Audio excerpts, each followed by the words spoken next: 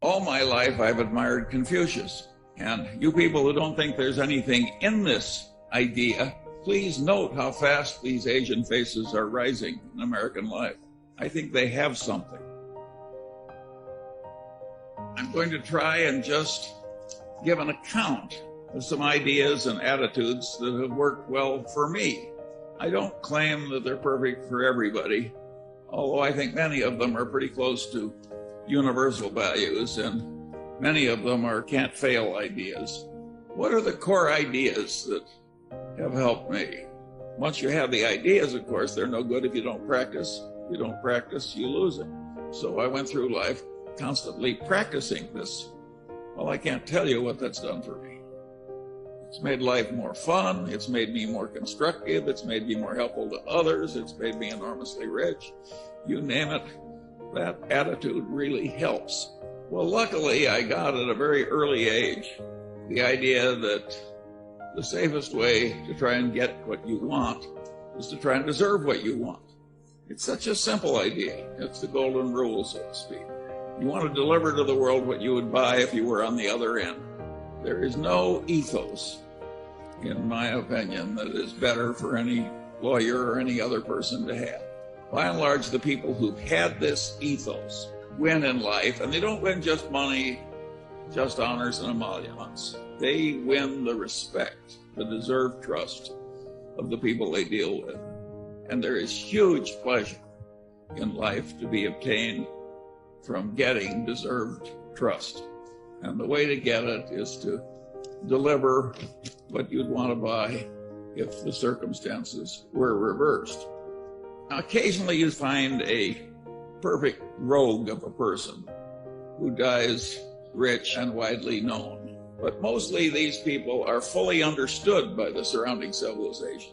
And when the cathedral is full of people at the funeral ceremony, most of them are there to celebrate the fact that the person is dead.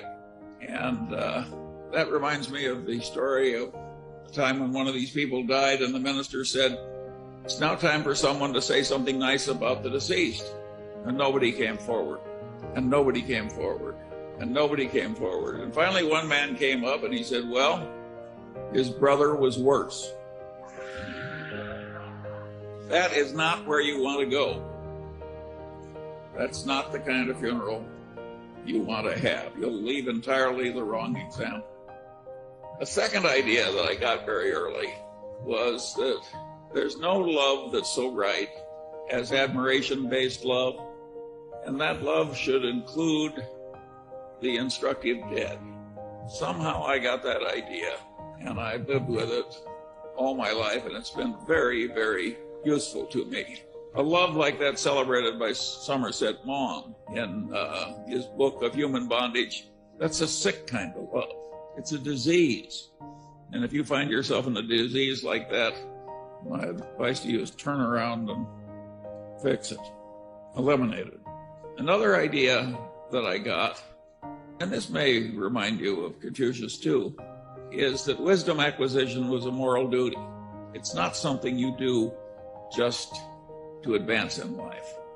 Wisdom acquisition is a moral duty. And as a corollary to that proposition, which is very important, it means that you're hooked for lifetime learning. And without lifetime learning, you people are not going to do very well. You are not going to get very far in life based on what you already know. You're going to advance in life by what you're going to learn after you leave here. If you take Berkshire Hathaway, which is certainly one of the best regarded corporations in the world, and it may have the best long-term investment record in the entire history of civilization. The skill that got Berkshire through one decade would not have sufficed to get it through the next decade with the achievements made. Without Warren Buffett being a learning machine, continuous learning machine, the record would have been absolutely impossible. The same is true at lower walks of life. I constantly see people rise in life who were not the smartest, sometimes not even the most diligent, but they are learning machines. They go to bed every night a little wiser than they were when they got up. And boy, does that habit help, particularly when you have a long run ahead of you. Alfred North Whitehead said at one time that the rapid advance of civilization came only when man invented the method of invention.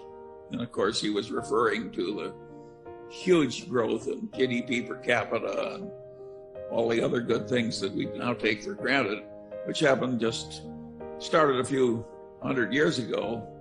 And when before that, all was stasis. And civilization can progress only when it invents the method of invention. You can progress only when you learn the method of learning. I was very lucky. I came to law school having learned the method of learning. And nothing has served me better in my long life than continuous learning.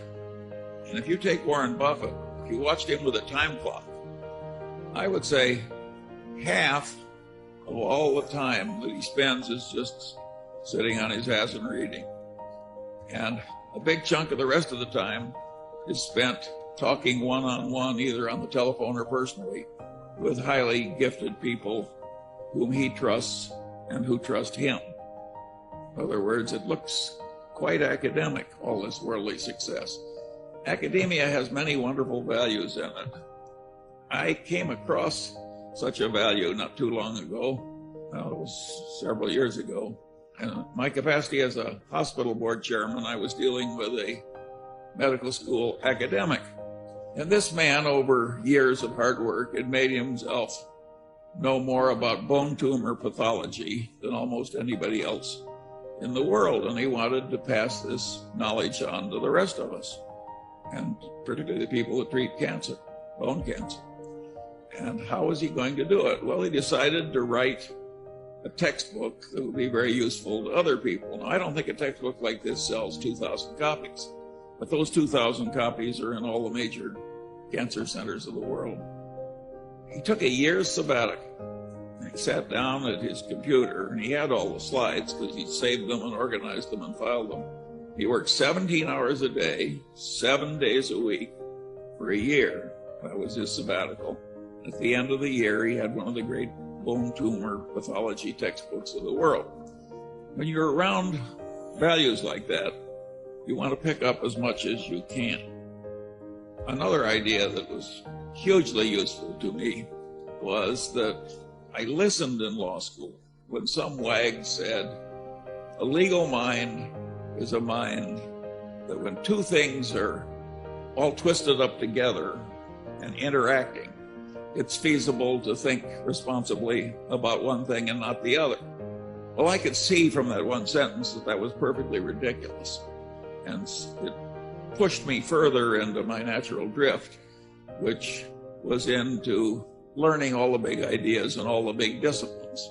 So I wouldn't be a perfect fool who was trying to think about one aspect of something that couldn't be removed from the totality of the situation in a constructive fashion. And what I noted, since the really big ideas carry 95% of the freight, that it wasn't at all hard for me to pick up all the big ideas in all the disciplines and make them a standard part of my mental routines. Now, there are dangers in it, because it works so well that if you do it, you will frequently find you're sitting in the presence of some other expert, maybe even an expert that's superior to you, supervising you. And you will know more than he does about his own specialty. A lot more. You'll see the correct answer when he's missed it. That is a very dangerous position to be in. You can cause enormous offense by helpfully being right in a way that causes somebody else to lose face. And I never found a perfect way to solve that problem. I was a great poker player when I was young, but I wasn't a good enough poker player. So the people failed to sense that I thought I knew more than they did about their subjects. And it gave a lot of offense. Now I'm just regarded as eccentric, but there was a difficult period to go through. And my advice to you is to learn sometimes to keep your light under a bushel. Another idea, and by the way, when I talk about this multidisciplinary attitude, I'm really following a very key idea of the greatest lawyer of antiquity, Marcus Tullius Cicero. And Cicero is famous for saying, a man who doesn't know what happened before he's born goes through life like a child. That is a very correct idea of Cicero's, and he's right to ridicule somebody so foolish as not to know what happened before he was born. But if you generalize Cicero, as I think one should, there are all these other things that you should know in addition to history.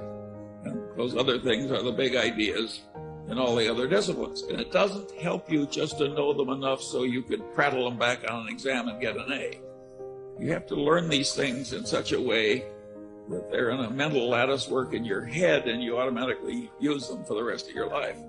If you do that, I solemnly promise you that one day you'll be walking down the street and you'll look to your right and left and you'll think, my heavenly days, I'm now one of the few most competent people of my whole age cohort. If you don't do it, many of the brightest of you will live in the middle ranks or in the shallows. Another idea that I got, and it was encapsulated by that story the dean recounted about the man who wanted to know where he was going to die and he wouldn't go there. That rustic who had that idea had a profound truth in his hand. The way complex adaptive systems work and the way mental constructs work, problems frequently get easy. I'd even say usually are easier to solve if you turn them around in reverse. In other words, if you want to help India, the question you should ask is now, how can I help India? You think, what's doing the worst damage in India? What will automatically do the worst damage, and how do I avoid it? You'd think they're logically the same thing. They're not. Those of you who have mastered algebra know that inversion frequently will solve problems which nothing else will solve. And in life, unless you're more gifted than Einstein, inversion will help you solve problems that you can't solve another way. Let me use a little inversion now. What will really fail in life? What do we want to avoid? Such an easy answer. Sloth and unreliability. If you're unreliable, it doesn't matter what your virtues are. You're going to crater immediately. So doing what you have faithfully engaged to do should be an automatic part of your conduct. You want to avoid sloth and unreliability. Another thing I think should be avoided is extremely intense ideology, because it cabbages up one's mind. You've seen that, and you see a lot of it, in TV preachers, for instance. They've all got different ideas about theology, and a lot of them have minds that are made of cabbage. But that can happen with political ideology. And if you're young, it's easy to drift into loyalties. And when you announce that you're a loyal member and you start shouting the orthodox ideology out, what you're doing is pounding it in. And you're gradually ruining your mind. So you want to be very, very careful with this ideology. It's a big danger. In my mind, I've got a little example I use whenever I think about ideology, and that's the Scandinavian canoeists who succeeded in taming all the rapids of Scandinavia. And they thought they would tackle the whirlpools of the Erin Rapids here in the United States. The death rate was 100%. A big whirlpool is not something you want to go into. And I think the same is true about a really deep ideology. I have what I call an iron prescription that helps me keep sane when I naturally drift toward preferring one ideology over another. And that is, I say, I'm not entitled to have an opinion on this subject unless I can state the arguments against my position better than the people do who are supporting it. I think only when I've reached that state am I qualified to speak. Now you can say that's too much of an iron discipline. It's not too much of an iron discipline. It isn't even that hard to do. It sounds a lot like the iron prescription of Ferdinand the Great. It's not necessary to hope in order to persevere. That probably is too tough for most people. I don't think it's too tough for me, but it's too tough for most people. But this business of not drifting into the extreme ideology, is a very, very important thing in life. If you want to have more correct knowledge and be wiser than other people, the heavy ideology is very likely to do you in. Another thing, of course, that does one in is the self-serving bias to which we're all subject. You think the true little me is entitled to do what it wants to do. And, for instance, why shouldn't the true little me overspend my income? Well, there once was a man who became the most famous composer in the world, but he was utterly miserable most of the time. And one of the reasons was he always overspent his income. That was Mozart. If Mozart can't get by with this kind of asinine conduct, I don't think you should try it. Generally speaking, envy, resentment, revenge, and self-pity are disastrous modes of thoughts. Self-pity gets pretty close to paranoia, and paranoia is one of the very hardest things to reverse. You do not want to drift into self-pity. I have a friend who carried a big stack of Lenin cards, about this thick, and when somebody would make a comment that reflected self-pity, he would take out one of the cards, take the top one off the stack, and hand it to the person. And the card said, "Your story has touched my heart. Never have I heard of anyone with as many misfortunes as you." Well, you can say that's waggery, but I suggest that every time you find you're drifting into self-pity, and I don't care what the cause, your child can be dying of cancer, self-pity is not going to improve the situation. Just give yourself one of those cards. It's a ridiculous way to behave. And when you avoid it, you get a great advantage over everybody else, almost everybody else, because self-pity is a standard condition. And yet you can train yourself out of it. And of course, the self-serving bias, you want to get out of yourself, thinking that what's good for you is good for the wider civilization, and rationalizing all these ridiculous conclusions based on this subconscious tendency to serve oneself. It's a terribly inaccurate way to think. And of course you want to drive that out of yourself because you want to be wise, not foolish. You also have to allow for the self-serving bias of everybody else, because most people are not going to remove it all that successfully, the human condition being what it is. And if you don't allow for self-serving bias in your conduct, again, you're a fool. You just aren't competent. I watched the brilliant Harvard Law Review trained general counsel of Solomon lose his career. And what he did was, when the CEO was aware that some underling had done something wrong, the general counsel said, "Gee, we don't have any legal duty to report this, but I think it's what we should do. It's our moral duty." And the general counsel was totally correct. But of course it didn't work. It was a very unpleasant thing for the CEO to do, and he put it off and put it off and put it on. And in due course, why the thing eroded into a major scandal, and down went the CEO and the general counsel with him. The correct answer in situations like that was given by Ben Franklin. He says, if you would persuade, appeal to interest, not to reason. The self-serving bias is so extreme. If the general counsel said, look, this can erupt in something that will destroy you, take away your money, take away your status, it's a perfect disaster, it would have worked. You want to appeal to interest, you want to do it with lofty motives, but you should not avoid appealing to interest. Another thing, perverse incentives. You don't want to be in a perverse incentive system that's causing you to behave more and more foolishly or worse and worse. Incentives are too powerful a controller of human cognition and human behavior. And one of the things you're going to find in some modern law firms is billable hour quotas. I could not have lived under a billable hour quota of 2,400 hours a year. That would have caused huge problems for me. I wouldn't have done it. And I don't have a solution for that for you. You'll have to figure it out for yourself. But it's a significant problem.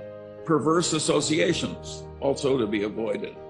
And you particularly want to avoid working directly under somebody you really don't admire and don't want to be like. It's very dangerous. We're all subject to control to some extent by authority figures, particularly authority figures that are rewarding us.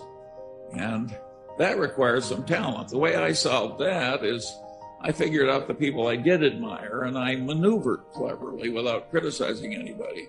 So I was working entirely under people I admired. And a lot of law firms will permit that if you're shrewd enough to work it out. And your outcome in life will be way more satisfactory and way better if you work under people you really admire. The alternative is not a good idea. Objectivity maintenance. Well, we all remember that Darwin paid special attention to disconfirming evidence, particularly when it disconfirmed something he believed and loved.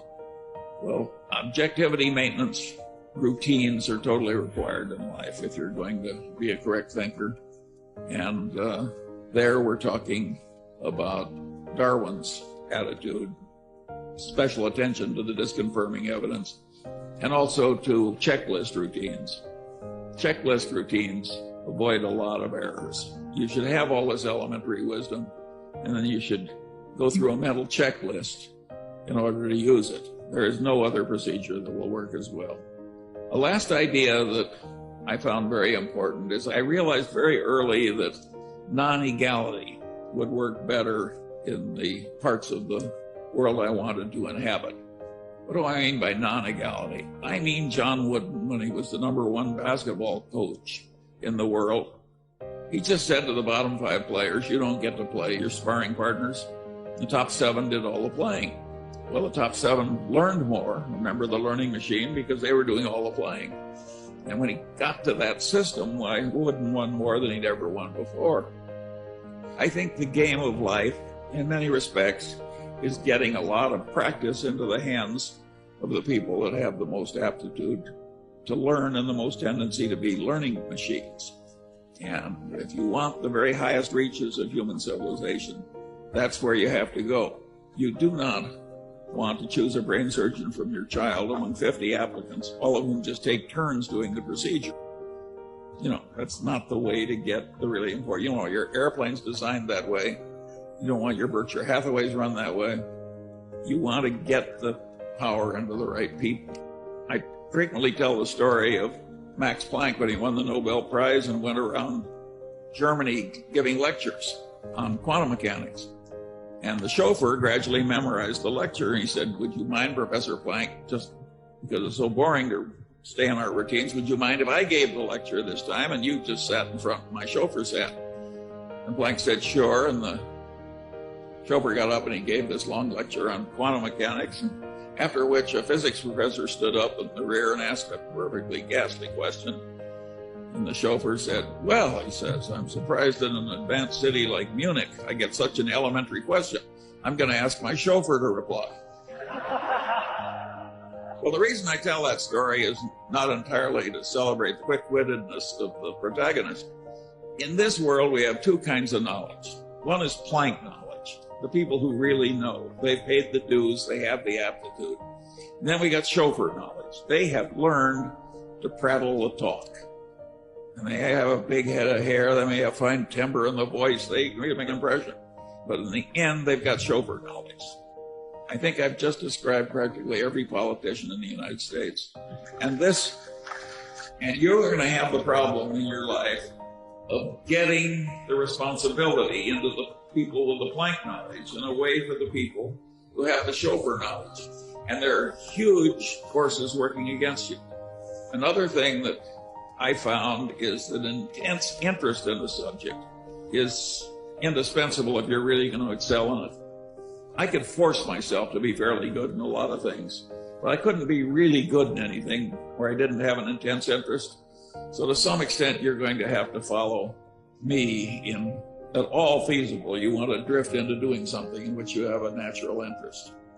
Another thing you have to do, of course, is have a lot of assiduity. I like that word because it means sit down on your ass until you do it. And I've had marvelous partners all my life. I think I got them partly because I tried to deserve them, and partly because I was wise enough to select them, and partly maybe there was some luck. But 2 partners that I chose for one little phase of my life had the following rule when they created a little design, build, construction team. They sat down and said, 2-man partnership, divide everything equally. Here's the rule. Whenever we're behind in our commitments to other people, we will both work 14 hours a day until we're caught up. Well, needless to say, that firm didn't fail. The people died honored and rich. It's such a simple idea.